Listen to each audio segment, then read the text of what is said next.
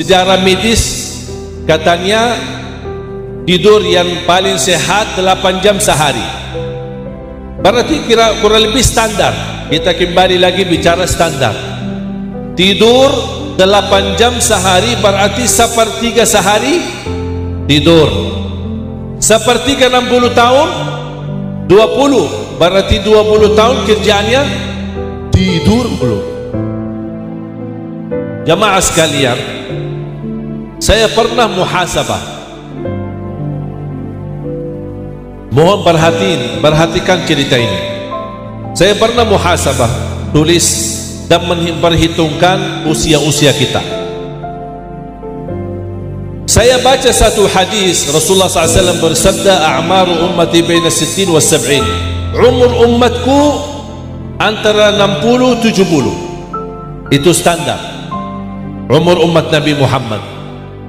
Sedikit yang lebih, artinya yang lebih dari 70, kalau kita hitung jumlahnya masih jauh lebih banyak pemuda daripada yang tua. Mengapa yang muda lebih banyak daripada yang tua? Karena meninggal duluan sebelum jadi tua. Makanya yang tersisa dari tua sedikit. Makanya kalau kita masuk masjid, yang datang ke masjid siapa? Yang tua-tua. Karena dia sudah merasa di puncak akhir hayatnya. Ya Allah, mudah-mudahan husnul khatimah. Tapi anak-anak kita mana? Lupa diri. Anak-anak kita yang begitu semangat, yang sehat, fisiknya kuat, mengapa tidak ke masjid? Karena dia masih bercita-cita, barangkali hidupnya sampai seumur bapaknya, padahal bisa jadi meninggal duluan. Makanya saya pernah hitung, saya bawa kertas, pulpen, saya menghitung usia. Kalau saya menghitungkan standar umur umat Nabi Muhammad 60, anggap 60, ya, kita hitung sama-sama.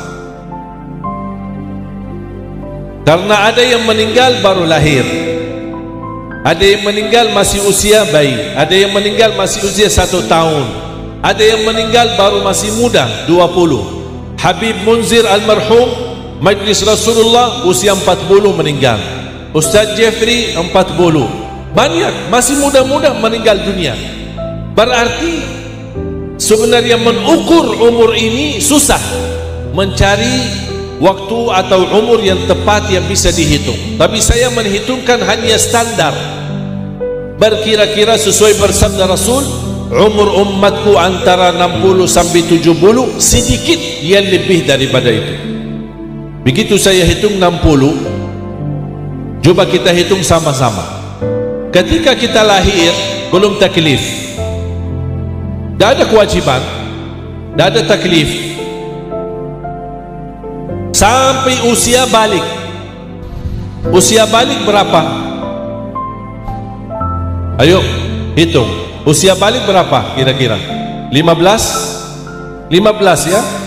Ada yang 12, ada yang 13. Tapi dalam fikih dianggap kalau sudah 15 sudah benar-benar balik. Anggap sebelum balik berarti belum taklif. Berarti anggap sia-sia, karena belum taklif, tidak ada artinya, hanya bagian dari umur kita. 15 dari 60 dikurangi, sisa berapa?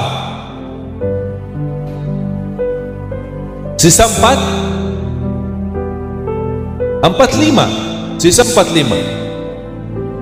Orang bekerja mencari nafkah, mencari rezeki, standar kerja 8 jam. Kalau kita bilang standar internasional ya dunia, di mana-mana 8 jam. Walaupun ada bekerja 12 jam, ada yang 16 jam, tapi kita bicara standar 8 jam. Dalam sehari 8 jam bekerja, cari duit, cari dunia. 8 jam dalam hitungan sehari berapa? Sepertiga. Karena satu hari 24 jam, sepertiganya 8. Berarti dalam sehari, sepertiga sehari kita sibuk urus dunia, buat anak kita, buat keluarga kita. Berarti kalau sepertiga sehari 8 jam, sepertiga 60 tahun berapa? 20. Berarti Bapak Ibu 20 tahun hanya kerjaannya mencari dunia. Ini saya ulang lagi, ini saya bicara hitungan standar. Ada yang dari pagi sampai malam hanya untuk dunia, bekerja dunia dan tidak capek. Tapi saya bicara standar, 8 jam sehari, sepertiga sehari, sepertiga 60 tahun, berarti 20 tahun kerjaan kita hanya mencari dunia. Sisa berapa kalau kita buang? 45 tadi dikurangi 20 sama 15, berarti total yang sisa 25. Betul? Sisa 25. Tidur berapa jam?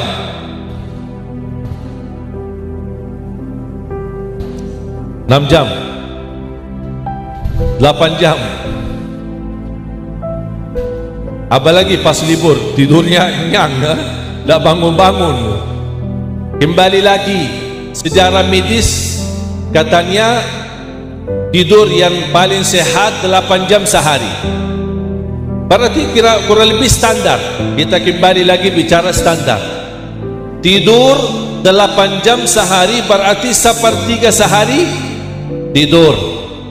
Sepertiga 60 tahun 20, berarti 20 tahun kerjaannya tidur dulu. Bayangkan Bapak Ibu, 20 tahun hanya tidur. Tersisa berapa? 5. Berarti dari 60 yang saya ceritakan tadi, saya belum bicara ibadah. Dunia belum taklif, tidur sudah habis 55 tahun. Sisa 5 tahun.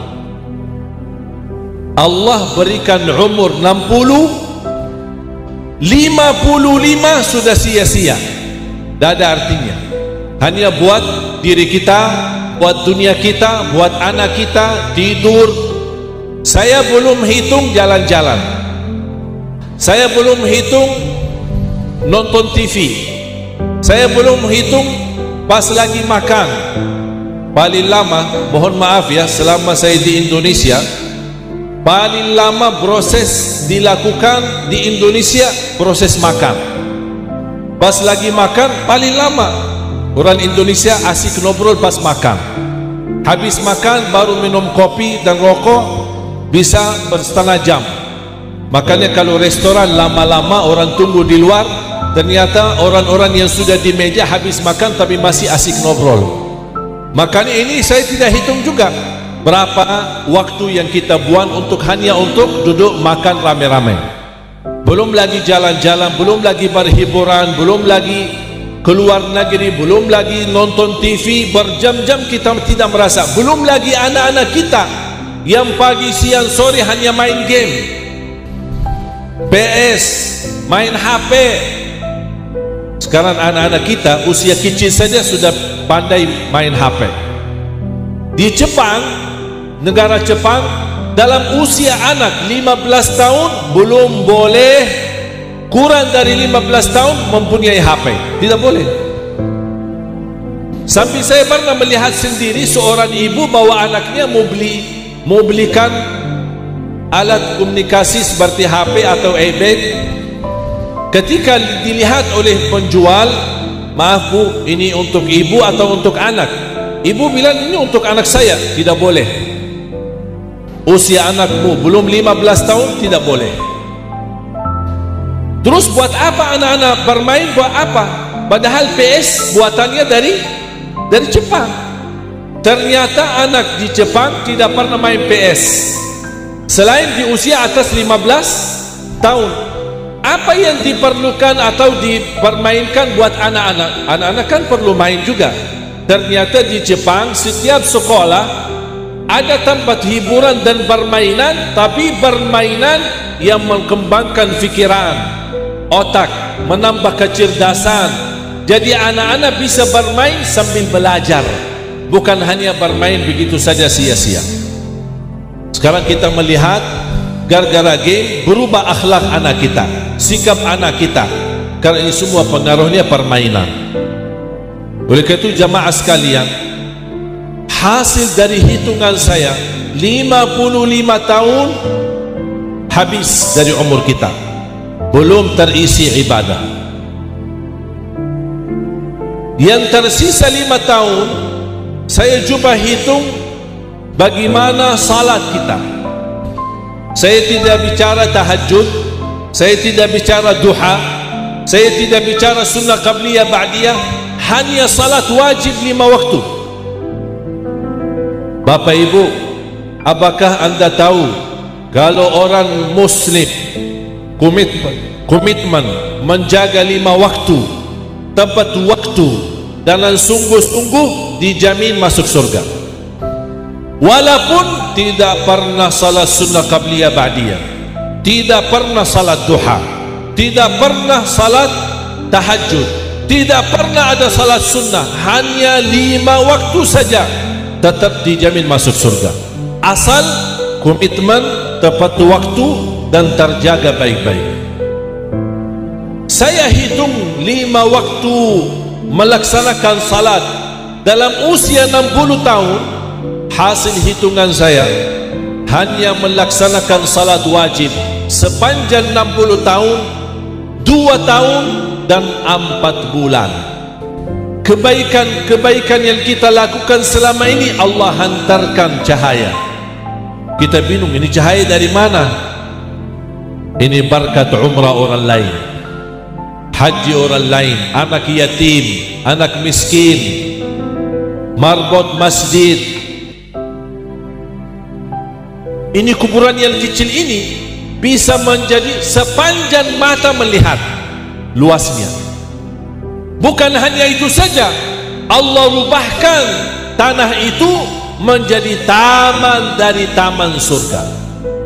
Bukan hanya itu saja, Allah bukakan pintu dari samping kanan kita di kubur. Allah tunjukkan, ini posisimu di dalam surga, ditunggu.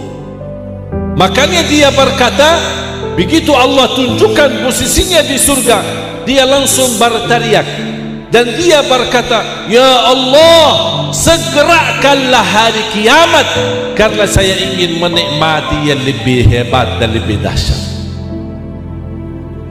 Allahu Akbar.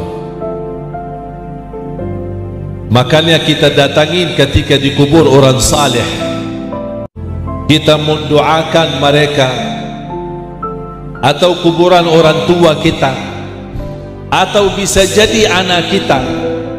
Tapi anak kita itu atau orang tua sudah dimuliakan Allah, kita di atas kuburan mereka mendoakan, ternyata mereka sudah mendapatkan kemuliaan sebelum doa kita. Jamaah sekalian, ketika Rasul memerintahkan kita sebagai anak mendoakan orang tua yang telah dipanggil Allah, bahkan ini menjadi amal jariyah, sedekah jariyah, amalan yang tidak terputus pahalanya. Apa? Anak mendoakan orang tua yang sudah meninggal. Ketahuilah jamaah sekalian, doa yang kita bacakan untuk orang yang sudah wafat memang bermanfaat, membawa kehidupan yang bahagia bagi mereka, membawa cahaya, membawa rahmat. Tapi jauh lebih hebat kita sendiri melakukan kebaikan, itu jauh lebih dahsyat manfaatnya. Bapak Ibu, jangan ada orang menunda amal saleh, menunda kebaikan, menunda kesempatan ketika dia mampu membagi dan memanfaatkan orang lain, memberikan bahagia, membahagiakan orang lain. Jangan tunda dengan harapan, tak apa-apa, kalau nanti saya meninggal dunia kan cukup doa anak saya mendoakan. Terus kalau anaknya tidak mendoakan bagaimana? Apakah semua bapak ibu bisa menjamin anaknya besok mendoakan? Bisa nggak? Ada yang punya jaminan? Semua kita harap ketika kita meninggal mudah-mudahan husnul khatimah. Apakah ada yang punya jaminan anak kita besok ingat kita? Belum tentu.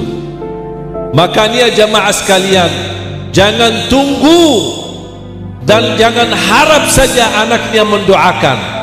Andalah yang masih punya kesempatan, segera beramal, karena itulah yang akan menjadi manfaatnya buat dirimu.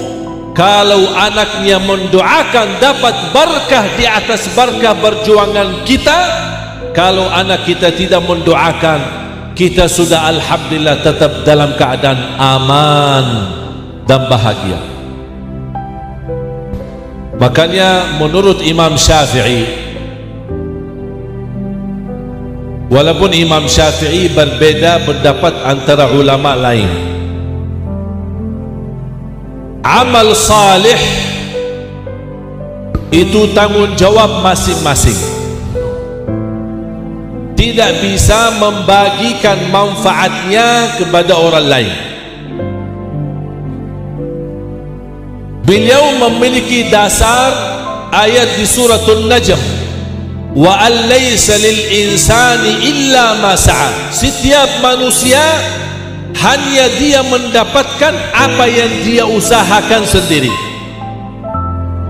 Kalau di luar usahanya sendiri, tidak termasuk dalam hitungan. Itu menurut Imam Syafi'i. Menurut Imam Hambali, Hanafi, Maliki,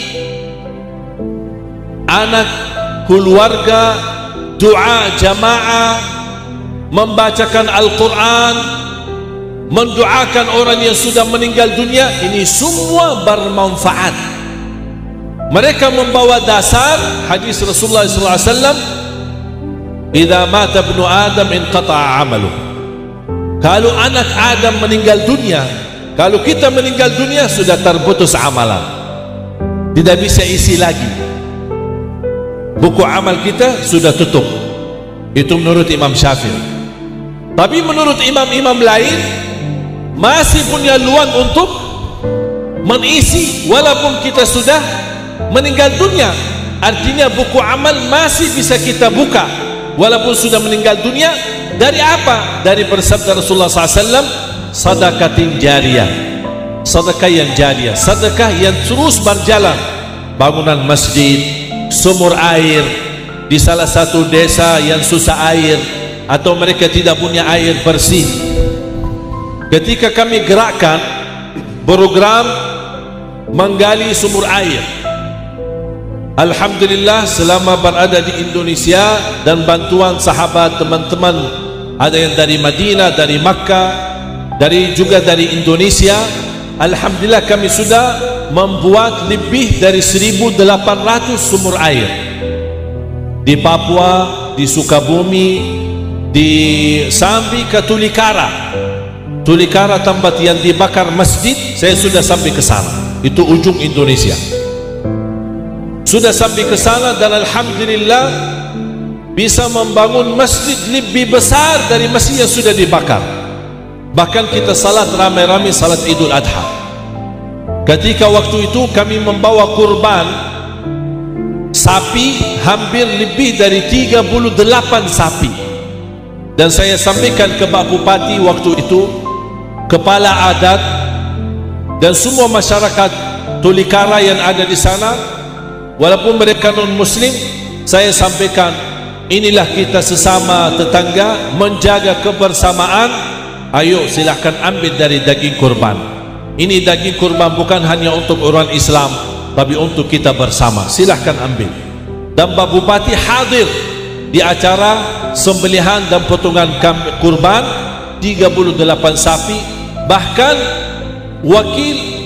ketua kepala gereja juga hadir di acara tersebut dan menerima kami di sana alhamdulillah dengan baik, karena kita ingin tetap Indonesia dengan apapun perbedaan agama, perbedaan budaya, perbedaan mazhab, perbedaan pendapat, tetap kita bisa menjaga keharmonisan dan menjaga kedamaian karena Indonesia kalau tetap terjaga damai, insyaAllah kita aman, tidak akan pusing. Tapi karena ada hal kecil, hanya berbeza pendapat, saling menyesatkan, saling menyalahkan, saling membid'ahkan, dan terus ribut dalam hal-hal kecil, ini sangat membahayakan kondisi umat. Saat ini khususnya Indonesia memerlukan persatuan kita umat Islam, khususnya umat Islam Ahlus Sunnah wal Jamaah, sebagaimana mazhab kita di Indonesia. Kita harus menjaga, tetap kita mempelajari, menghormati berbeda pendapat, dan juga orang lain harus menghormati mazhab Ahlus Sunnah wal Jamaah. Jangan membuat fitnah, jangan membuat perpecahan. Cukup sampai di sini, jangan sampai kita saling menyesatkan, karena cukup umat ini menghadapi persoalan yang lebih besar.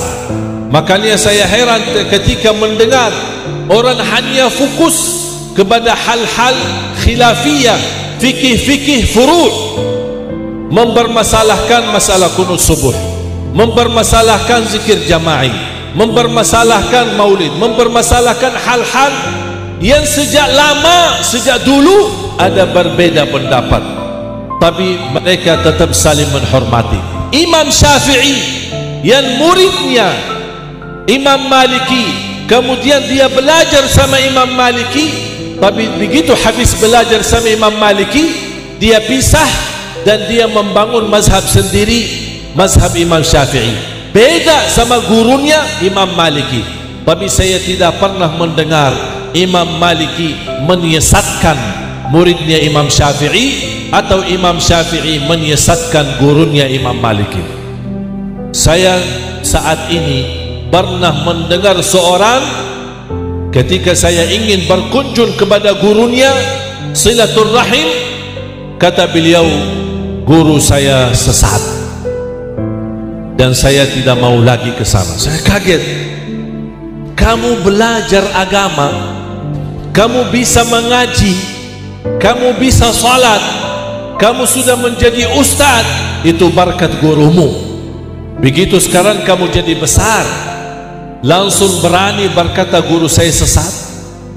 Bahkan sampai gurunya meninggal dunia, dia tidak mau hadir jenazah. Na'udzubillah min zalik. Ini hal yang bahaya yang memecahkan umat.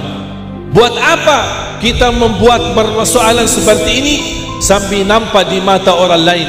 Apa itu Islam? Islam itu rahmatan lil alamin. Islam itu indah. Adanya berbeda pendapat itu hal wajar. Tapi yang tidak wajar ketika kita dalam hal berbeda pendapat menjadi bermusuhan, itu yang tidak wajar. Kalau ada hal beda pendapat, apa yang saya sampaikan Bapak Ibu saat ini, saya percaya dan yakin belum tentu diterima oleh Bapak Ibu 100%. Mengapa? Karena Bapak Ibu punya otak yang berfikir, beda pandangan, beda fikiran, beda kemampuan daya berfikir. Tidak mungkin setujui apa yang saya sampaikan 100%. Pasti ada hal-hal yang membuat kita berfikir menjadi berbeda pendapat. Boleh terjadi ada berbeda pendapat, tapi di hati kita saling cintai, saling menghormati, dan saling memuliakan. Dengan persatuan kita, insya Allah umat Islam di Indonesia tetap damai, makmur, berkah. Bahkan dengan persatuan umat Islam akan menunjukkan kekuatan yang luar biasa. Dengan kekuatan umat Islam, saya jamin Indonesia bakal makmur, baldatun tayyibatun wa rabbun ghafur. Mudah-mudahan jamaah yang hadir dalam pertemuan ini serta keluarganya, semoga semua diampuni Allah Subhanahu wa taala, dibukakan hatinya, dibersihkan jiwanya, dinaikkan darajatnya. Ilmu yang sama-sama kita belajari mudah-mudahan menjadi ilmu bermanfaat bagi kita semua. Mudah-mudahan jamaah sekalian, sebagaimana kita sama-sama berkumpul di rumah sahibul hajat di siang hari ini, mudah-mudahan kita bersama bertemu lagi di dalam surga Allah Subhanahu wa taala bersama Nabi Muhammad sallallahu alaihi wasallam. Ya Allah, ighfir lana wa liwalidina wa li jami'il muslimina wal muslimat wal mu'minina wal mu'minat al ahya'i minhum wal amwat.